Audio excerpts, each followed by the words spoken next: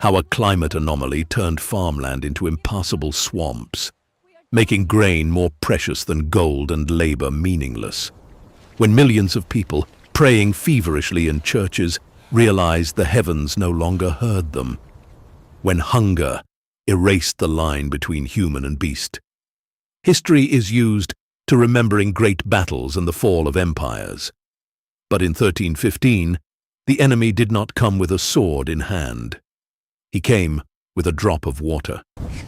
In just one spring, the climate that had fed Europe for centuries broke. The Great Famine began, a catastrophe that, in 3 years, changed the DNA of Western civilization. In this film, we will reconstruct the chronicle of how the continent sank into primal chaos.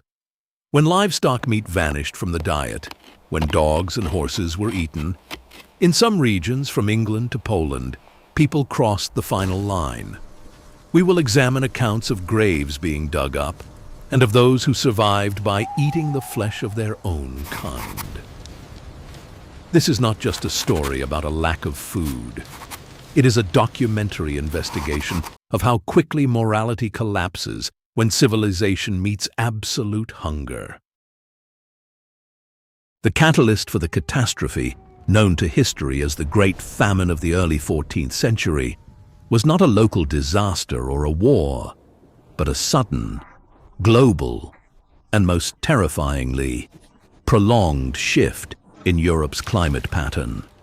This period marked the brutal end of the so-called medieval climate optimum, an era of relatively warm, stable weather that for centuries had supported population growth and the expansion of agriculture. In the spring of 1315, the skies seemed to split open. Across vast stretches of northern and western Europe, from the British Isles to Scandinavia, from France to Germany, unceasing torrential rains began. These were not ordinary seasonal downpours, but a true climatic anomaly. The rains fell for weeks with almost no breaks for sunny days. Abnormally wet and unusually cold weather settled in as the new normal, lasting through the entire spring planting season, then turning into a raw, overcast summer and ending in a rotten autumn. For agriculture, completely dependent on the whims of the weather, the consequences were not merely devastating. They were immediate and fatal. Endless streams of water flooded the arable land. Fertile fields that should have been ripening into grain turned into impassable, sucking swamps. Heavy plows bogged down in the mud, making cultivation impossible. People and draft animals exhausted themselves just trying to move along the waterlogged roads and fields. Because of critically low temperatures and the constant lack of sunlight, the main grain crops that formed the basis of the medieval diet, wheat, rye, oats, and barley, simply could not ripen. The ears of grain remained green and damp right up to the frosts, and the kernels either failed to fill or sprouted directly on the stalk, becoming unfit both for food and for sowing the next year. But the blow of the elements did not fall on crops alone. A true tragedy unfolded in livestock farming, with long-term catastrophic consequences. Because of the constant damp, peasants could not store fodder for the winter. Grass in the meadows rotted where it grew, and the little they managed to cut in rare hours of calm could not be dried. Hay and straw, the main winter feed for livestock, turned into rotting, moldy heaps unfit for feeding. Left without stocks of dry fodder as winter approached, domestic animals were doomed. Cows, sheep, and goats, deprived of nourishing hay, began to lose weight rapidly. Their immunity weakened, and epidemics of disease began in the damp, cold byres. Peasants watched in horror as their living capital, source of milk, wool, meat, and critically draft power and manure for fertilizing fields, literally melted away before their eyes.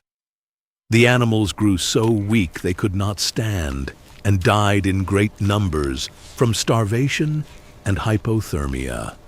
The livestock die-off reached horrifying proportions, stripping people of their last hope for protein and condemning them to the hardest manual labor in the future, because plowing with exhausted oxen and horses became impossible.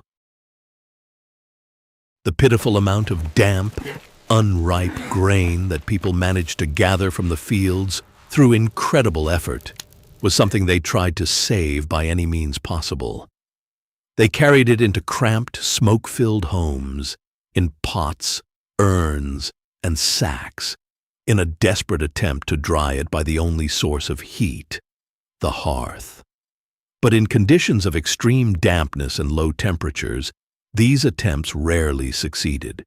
In most cases, the grain in the warmth began to spoil, rot, become covered in poisonous mold, or turned completely non-nutritious. Bread made from such flour was dark, heavy, and often caused illness. The main blow of this many-sided disaster fell on the peasants, who made up the overwhelming majority of Europe's population. Social division in the face of famine revealed itself with maximum cruelty.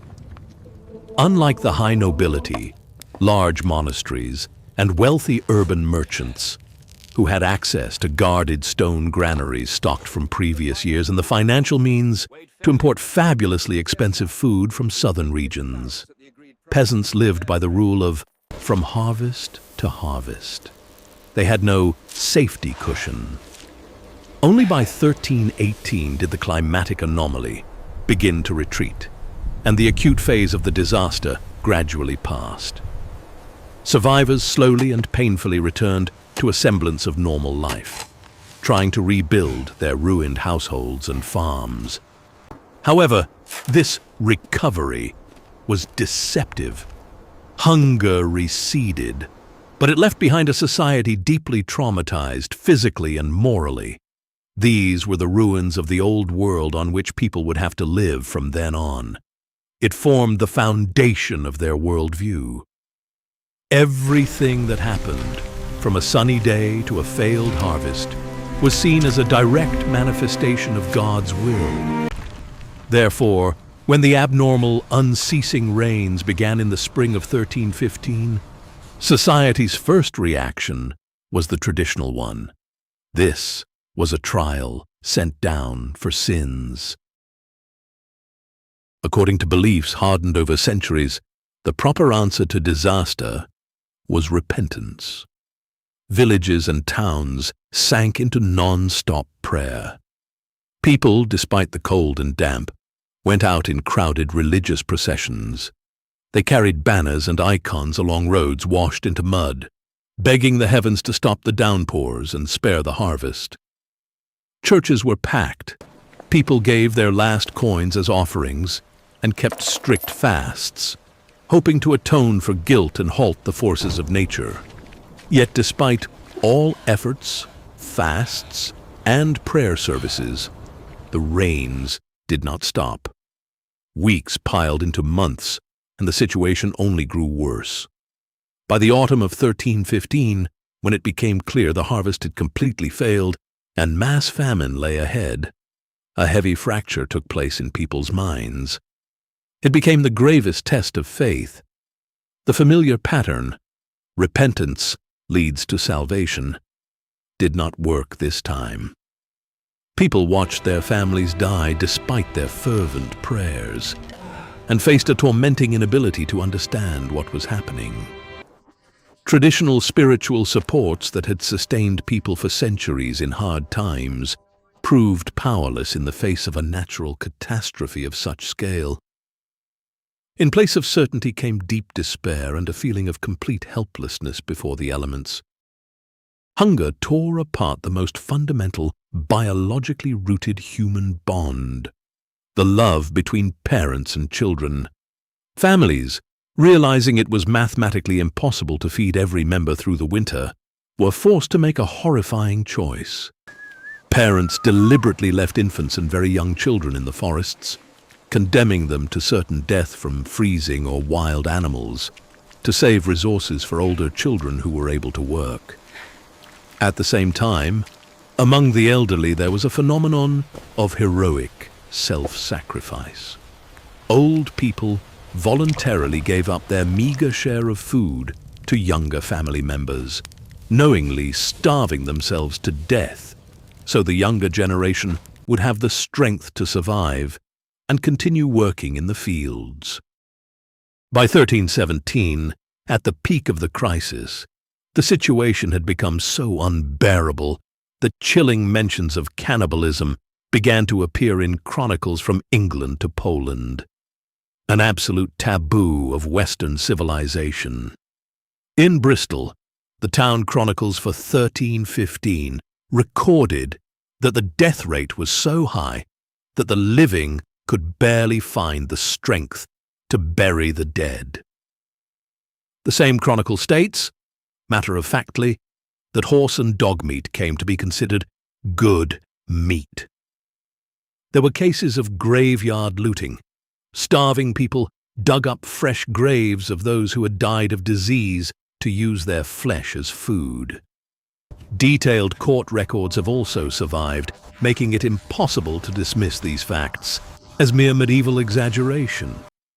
Modern historians often debate how widespread cannibalism really was, and suggest that some accounts were the result of rumors and exaggerations driven by mass hysteria.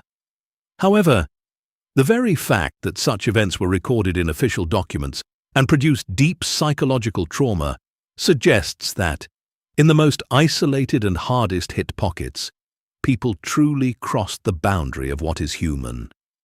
To the forests, the swamps, and the wild. People ate literally everything they could chew and swallow. Meadow grasses, wild roots, acorns, and nuts entered the diet. Social and moral foundations also began to crack. Faith in the unshakable nature of the existing order was undermined, and people lived in constant fear, expecting new disasters. Violence and crime increased as the fight to survive became the main goal. The Great Famine not only took millions of lives, but also left Europe in a state of deep demographic, economic, and social exhaustion. This state of extreme vulnerability became ideal conditions for the spread of the plague, which delivered the next, an even more devastating blow to an already weakened continent.